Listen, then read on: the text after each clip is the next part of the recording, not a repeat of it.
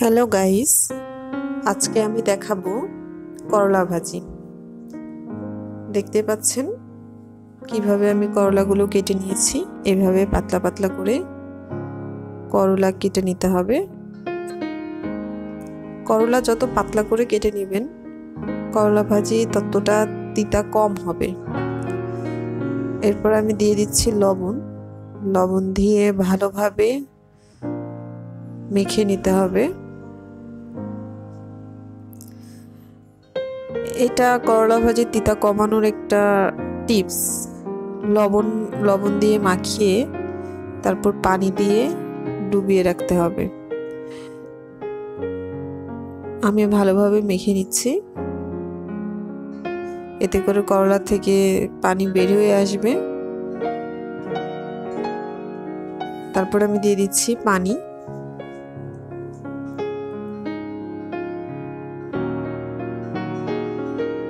পানির পরিমাণটা এমন দিতে হবে যাতে করে করলাগুলো পানির মধ্যে ডুবে থাকে।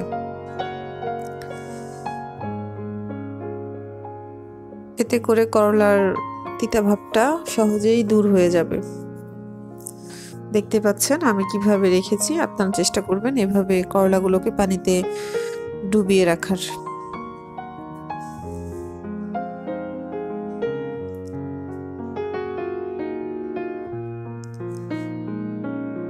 তারপর আমি একটি কড়াই গরম করে জিরা ফোড়ন দিয়ে দিয়েছি। তারপর দিয়ে দিলাম রসুন কুচি। এগুলো ভালোভাবে ভেজে নিব। একটু বাদামি কালার করে ভেজে নিব, এতে করে করলা ভাজি খেতে অনেক মজা হবে।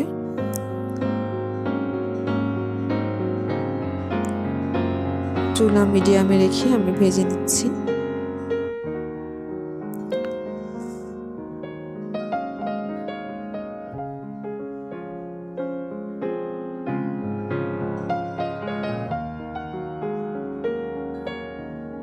দেখতে পাচ্ছেন। এরপর আমি দিয়ে দিচ্ছি পেঁয়াজ কুচি। করলা ভাজিতে যতটা সম্ভব পেঁয়াজের পরিমাণটা বাড়িয়ে দেওয়ার চেষ্টা করবেন। এতে করে করলা ভাজি খেতে যেমন সুস্বাদু হবে, তিতা ভাবটাও অনেক কমে যাবে। পেঁয়াজ দিয়ে ভালোভাবে ভেজে নিতে হবে। খুব বেশিক্ষণ ভেজে নেওয়ার দরকার নেই, পেঁয়াজের কালারটা পরিবর্তন হওয়া পর্যন্ত ভেজে নিতে হবে।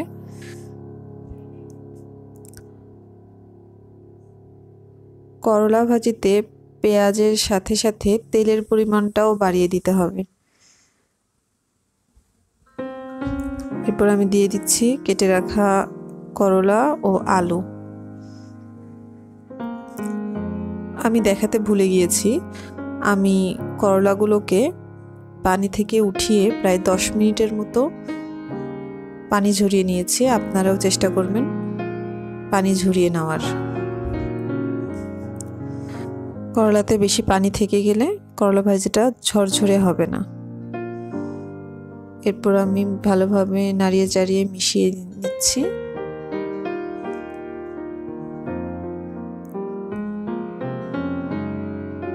করলাতে আলু দিলে করলার তিতা ভাবটা কমে যায়। আমি পরিমাণে একটু বেশি দিয়েছি, আপনারা চেষ্টা করবেন আপনাদের পছন্দ মতো দিতে।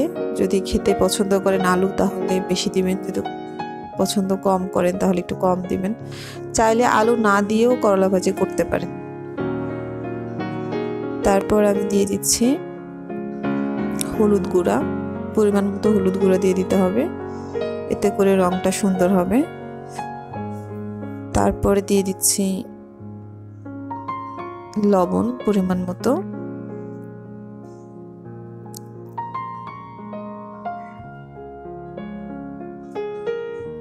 তারপর দিয়ে দিব কাঁচামরিচ।